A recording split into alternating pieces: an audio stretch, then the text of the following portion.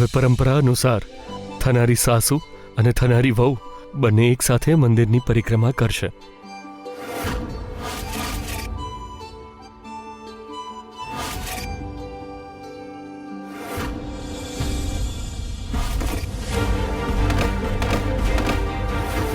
હું મારા મોટા પૌત્ર વિરેન્દ્રના લગ્ન નક્કી કરીને આવી છું.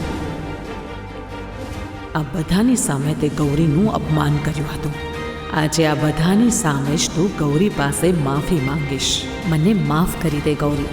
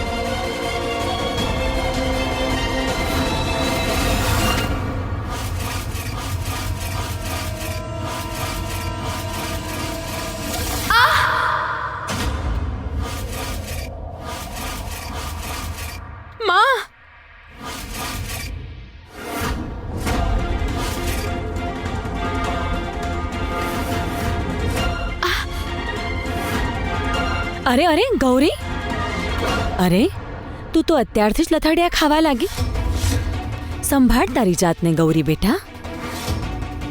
ઓહ, તને તો પીન વાગી ગઈ છે. દુખતું હશે ને?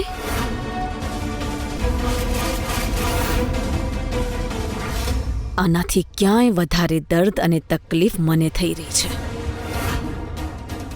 પગની ચપ્પલને માથાનો તાજ બનાવવામાં.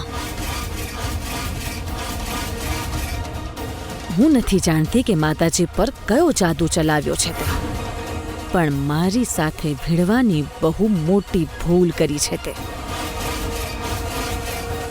જેની કિંમત હવે તારે ચૂકવવી પડશે.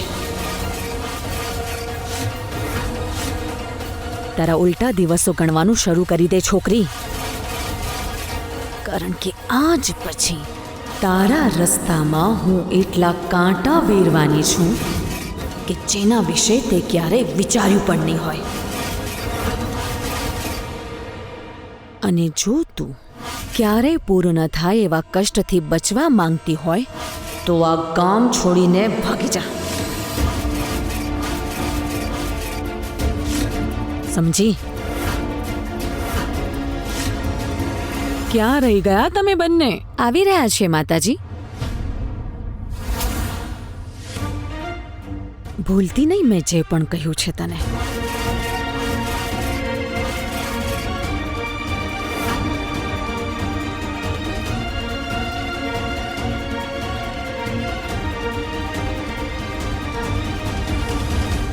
બહુ વાર કરી નાખી. માફ કરજો માતાજી, એ તો હું દેવીમાં સામે વિરેન્દ્રના ભવિષ્ય માટે પ્રાર્થના કરી રહી હતી. ખાલી વિરેન્દ્ર માટે?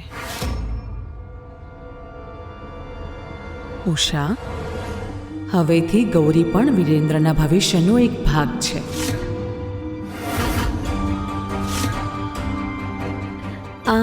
હા હા, મારો મતલબ બંને માટે.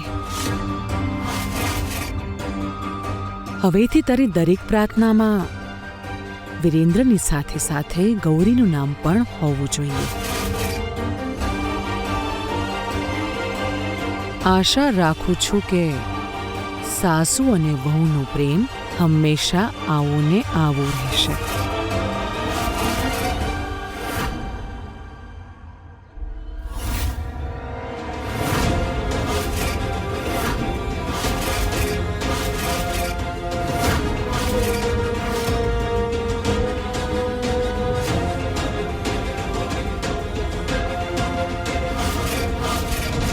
હવેલીની મોટી વહુ આટલી જલ્દી તો ગૌરીને નહીં અપનાવે. દાળમાં ચોક્કસ કંઈક કાળું છે. ગૌરી, માતાજી અને તારી થનારી સાસુમાના આશીર્વાદ લો બેટા.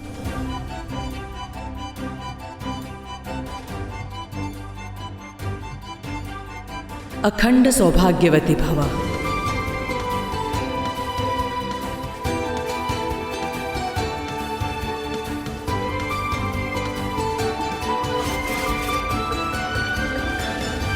માતાજી,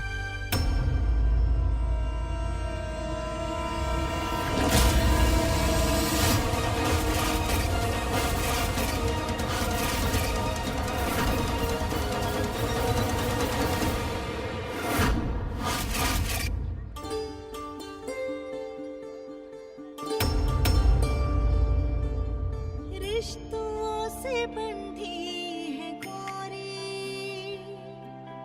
रिश्तों से बंधी है गौरी,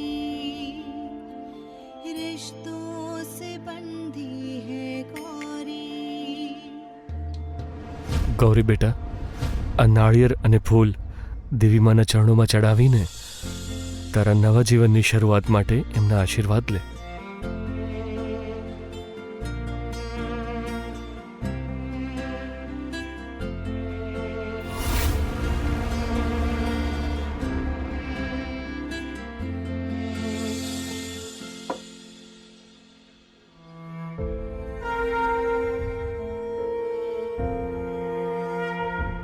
નાનપણથી સાંભળતી આવી છું માં કે નવ સગી માતાની મમતા ભેગી થઈને પણ એ દેવી માની મમતાની બરાબરી નથી કરી શકતી. અને મેં તો મારી સગી માની મમતા ક્યારે જોઈ જ નથી માં. મારી પાસે તો સંતાવવા માટે પણ ખાલી તમારો જ પાલવ છે. બસ તમારા ભરોસે હું મારા જીવનના એક નવા પડાવમાં પગ મૂકવા જઈ રહી છું માં. તમારા આ પાલવની છાયાને ક્યારેય મારાથી દૂર ન થવા દેતા. દૂર ન થવા દેતા માં.